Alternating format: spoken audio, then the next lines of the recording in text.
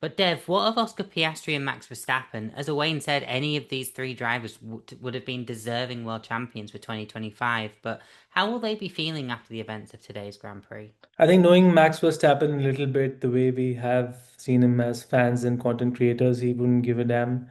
He'll be very happy with his performance. I hope that he's very happy for Lando Norris. I think he's a changed man in all these years a bit. He does get angry and all. He has those short fuse moments, but I think he's more appreciative of those who have been pushing him as they have been to extract the best out of the car, which he so habitually does, and fair play to him. But I think on the whole, I think, of course, Oscar Piastri is going to, on the other hand, feel like a sentimental favorite because tens and dozens of fans around the world wanted him to win. I know so many of my friends here in New Delhi and Mumbai wanted Oscar Piastri over Lando Norris, but then we have to understand the fact that victory belongs to the one who persists. Does it mean that Verstappen and Piastri didn't? They did. On his part, Oscar Piastri made some crucial errors, but I think this has been a rigorous and mind expanding learning process 2025. He would at times have definitely felt, and rightly so, backstabbed for the lack of better word, if that was actually the case.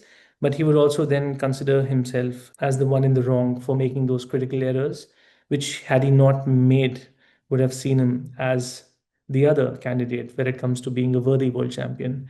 But I think being the fair sportsman that they both are, especially, Oscar Piastri for starters, who's been appreciative of Lando Norris and hasn't been too vocal about the way he feels disgruntled at the team in which he is at the moment.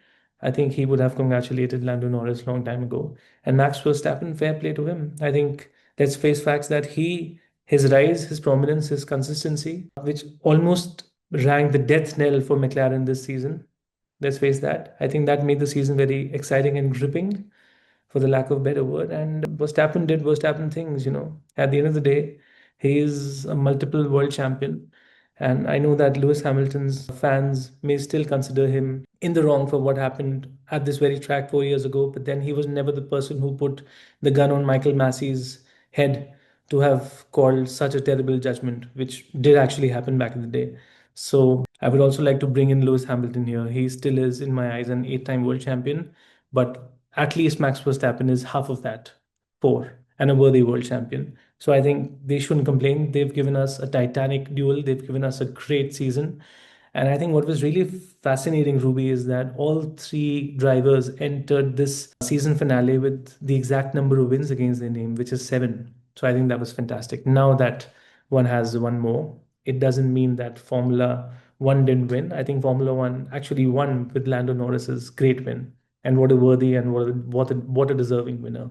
So kudos to Lando Norris. Absolutely. And, you just touched on it there as well. Verstappen now finishes the season with the most wins and the most poles, but not the most points. But I feel like we were talking about this in our channels beforehand, and there hasn't been this much hype around a Grand Prix finale in Abu Dhabi for quite a while, probably since 2021, because there's been so much wrapped up so much earlier in the season in previous years. So fair play to Formula One for at the very least giving us something that went down to the wire and still could have changed on that final lap. But yeah, absolutely. Fair play to all three competitors. It's been a wild season.